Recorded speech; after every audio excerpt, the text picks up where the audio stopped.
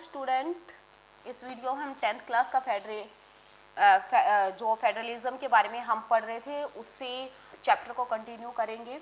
और हमारा आज जो नेक्स्ट टॉपिक आता है वो आता है हाउ इज़ फेडरलिज्म प्रैक्टाइज्ड, कि हम फेडरलिज्म को कैसे प्रचलन में लाएं, क्या क्या चीज़ें हैं वो अपनाएं। तो इस अकॉर्डिंग टू दिस चैप्टर हमारी 3 चीज़ों के बारे में इसमें बताया गया है।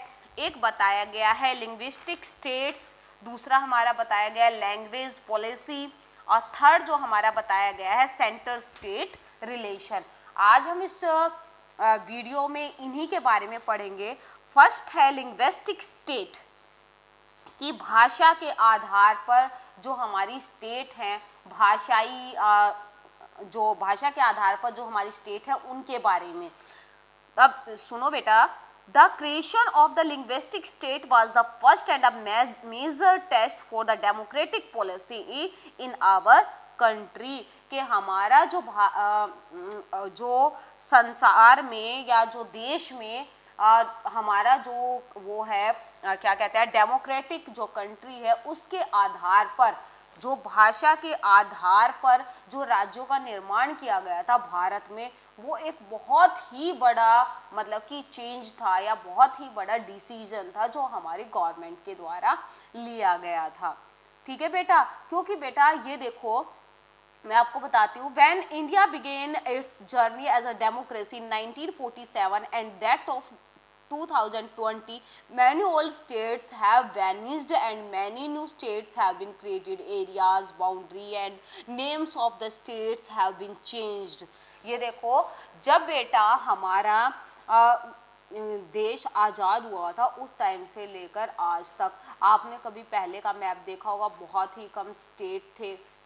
ठीक है, आज़ादी के बाद हमारे देश के सामने एक ये बहुत बड़ी चुनौती थी कि भाई हमारे जो स्टेट्स है, न्यू स्टेट्स है, उनका निर्माण किस प्रकार किया जाए, उनको कैसे बनाया जाए।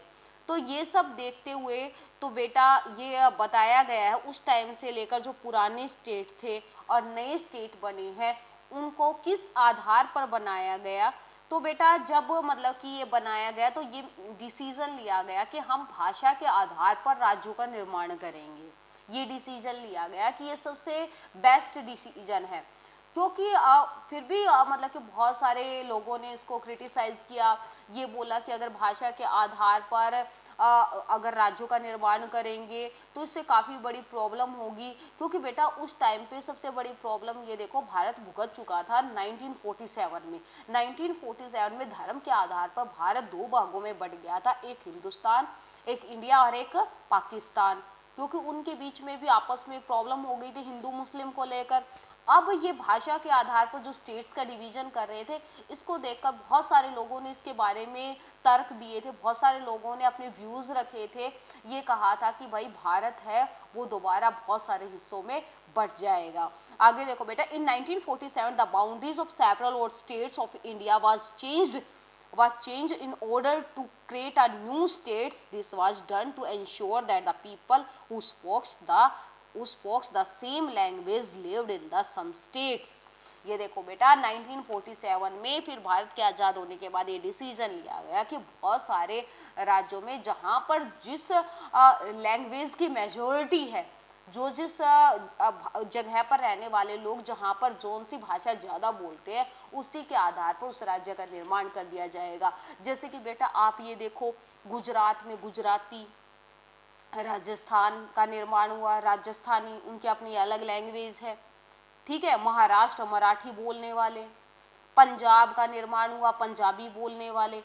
ऐसे ही जो हमारी बहुत सारी जो स्टेट्स हैं उनका निर्माण किया गया। Some states was created not on the basis of the language but to recognize differences based on the culture, ethnicity, on geography like Nagaland, Uttarakhand, Jharkhand. अब ये देखो बेटा इसके साथ साथ ये भी बताया गया है कि बहुत सारी स्टेट्स का निर्माण लैंग्वेज के आधार पर किया गया था, लेकिन उसके अलावा भी बहुत सारी ऐसी जो चीज़ें कल्चर के आधार पर या जोग्राफिकल आधार पर भी मतलब कि बेसिस के ऊपर भी मतलब कि जो हमारे राज्य हैं उनका निर्माण किया गया था। जैसे नागालैंड हुआ, उत्तराखंड हुआ, झारखंड हुआ, इनमें बेटा इनका कल्चर है काफ़ी डिफरेंट था, तो इस वजह से इनको उसके आधार पर क्या कर दिया गया, अलग कर दिया गया। अगला पॉइंट देखो बेटा, when the demand for the formation of the state and on the basis of the language was raised, some national leaders feared that it would lead the disintegration of the country. The central government resisted linguistic states for the some time. ये देखो बेटा topic ये मैंने अभी बताया है कि जब मतलब कि इस तरह के विभाजन की मांग उठी या इस सोचा तो जगह जगह ये आवाज़ें उठी थी कि भाई इस तरह से अगर डिवीज़न किया गया तो पूरा जो भारत है वो भाषा के आधार पर क्या हो जाएगा, बट जाएगा।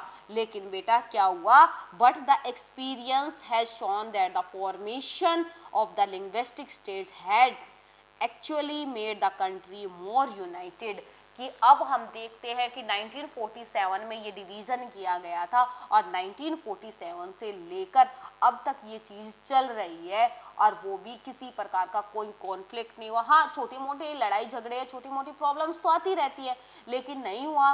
तो ये मतलब कि रिजल्ट सामने निकल के आया कि जो हमारी गवर्नमेंट है उसने जो डिसीज़न लिया था उस टाइम पे वो डिसीज़न बहुत ही अच्छा था।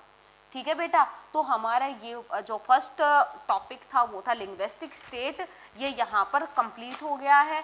और इसी का ये हमारा उस टॉपिक के अंदर हाउ इज़ फेडरलिज्म प्रैक्टाइज्ड, कि कैसे उसको प्रचलन में लाया गया, उसका फर्स्ट जो टॉपिक था वो हो गया। अब सेकंड है हमारा लैंग्वेज पॉलिसी। लैंग्वेज पॉलिसी क्या अपनाई गई, ये भी बेटा मोस्ट इम्पोर्टेंट टॉपिक है, इसके बारे में हम देखते हैं ये क्या था बेटा। देखो ध्यान से,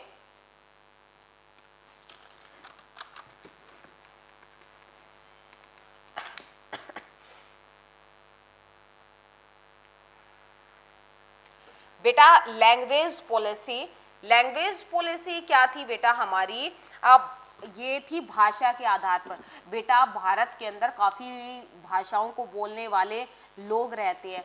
अब सबसे बड़ी प्रॉब्लम ये आ गई कि कौन सी भाषा को मान्यता दे, कौन सी भाषा को अडॉप्ट करे, कौन सी को ना करे। अगर किसी को नहीं किया तो कभी श्रीलंका वाली प्रॉब्लम आ जाए, जैसे श्रीलंका के बारे में मैंने आपको बताया था कि सिंहली और तमिलों के बीच में सिविल वॉर हो गया था, वहाँ की सरकार ने भी ज़्यादा ध्यान नहीं दिया था, तो यही प्रॉब्लम थी। तो हमारी गवर्नमेंट ने क्या किया, our constitution did not give the status of national language to any one language, कि हमारा कॉन्स्टिट्यूशन ने किसी भी एक लैंग्वेज को राष्ट्रीय जो भाषा है उसका दर्जा नहीं दिया। अब तुम ये सोचते होगे कि फिर उन्होंने क्या किया, हिंदी में हम काम करते हैं, हिंदी को बोलते हैं, तो ये क्या बेटा कि अगला पॉइंट देखो, Hindi was identified as the official language. उन्होंने क्या किया कि हिंदी को आइडेंटिफाइड किया ऑफिशियल लैंग्वेज के रूप में, कि जो भी कार्य वगैरह किए जाएंगे वो सारे जो भी सरकारी काम या कुछ भी है वो हिंदी लैंग्वेज में किए जाएंगे। But Hindi is the mother tongue of only about 40% Indian. अब देखो ये सबसे बड़ी प्रॉब्लम आई कि 40% ही लोग ऐसे थे भारत में रहने वाले जिनकी ऑफिशियल लैंग्वेज हिंदी थी। इसी को ध्यान में रखते हुए उस टाइम पे हमारे देश में 21 और जो लैंग्वेजेस हैं उनको भी रिकॉग्नाइज्ड किया गया और उनको भी ये कहा गया बेटा, ये देखो ये डिसीजन लिया गया कि स्टेट के अंदर वो अपनी जैसे कोई एग्ज़ाम वगैरह होता है या कुछ भी होता है कंडक्ट करते हैं तो वो अपनी भाषा में उनके जवाब दे सकते हैं। उनकी लैंग्वेज के अकॉर्डिंग ऑप्शन होता है कि अपनी इसमें जवाब दे सके। जो स्टेट के काम वगैरह है वो भी सारे उनकी अपनी स्टेट लैंग्वेज के आधार पर ही हो सकते हैं और सेंट्रल लेवल पर आपका हिंदी लैंग्वेज हो जाएगी। तो अगला पॉइंट देखो बेटा, besides Hindi there are 21 other language recognised as the scheduled language by the constitution. अगर कोई भी एग्ज़ाम कंडक्ट कर रहे हैं for the central government position में option to take the examination in of these language, कि अगर भाई कोई भी स्टेट कोई भी एग्ज़ाम कंडक्ट करवा रही है तो वो अपनी लैंग्वेज में वहाँ के जो विद्यार्थी है वो जवाब दे सकते हैं, पूछ सकते हैं क्वेश्चन। अगला पॉइंट देखो बेटा, state to have their on official language, कि स्टेट की अपनी ऑफिशियल लैंग्वेज रहेगी, उसके ऊपर उसको कोई भी प्रेशराइज नहीं करेगा कि भाई हमारी लैंग्वेज में करो या और कुछ। Much of the government work take place in the official language of concern state. ठीक है बेटा, आगे देखो हमारे एक बात और भी आया बेटा कि सबसे बड़ी प्रॉब्लम उन स्टेट पे होगी, नॉर्थ और साउथ में प्रॉब्लम आई। एक कि साउथ में मोस्टली जो लोग थे वो इंग्लिश को ज़्यादा इम्पोर्टेंस देते थे। कई स्टेट ऐसे थे कि जिनकी जो स्टेट लैंग्वेज थी वो इंग्लिश थी, तो उन्होंने इंग्लिश को प्रमुखता देने के लिए कहा, प्रेफरेंस देने के लिए कहा, तो वहाँ पर प्रॉब्लम आ गई थी। तो हमारे सामने वही प्रॉब्लम खड़ी हो गई थी कि जो श्रीलंका में हुई थी कि भाई उनकी, लेकिन ये था कि उनकी सरकार ने सिंहलियों को इम्पोर्टेंस दी, तो वहाँ पर सिविल वॉर हो गया।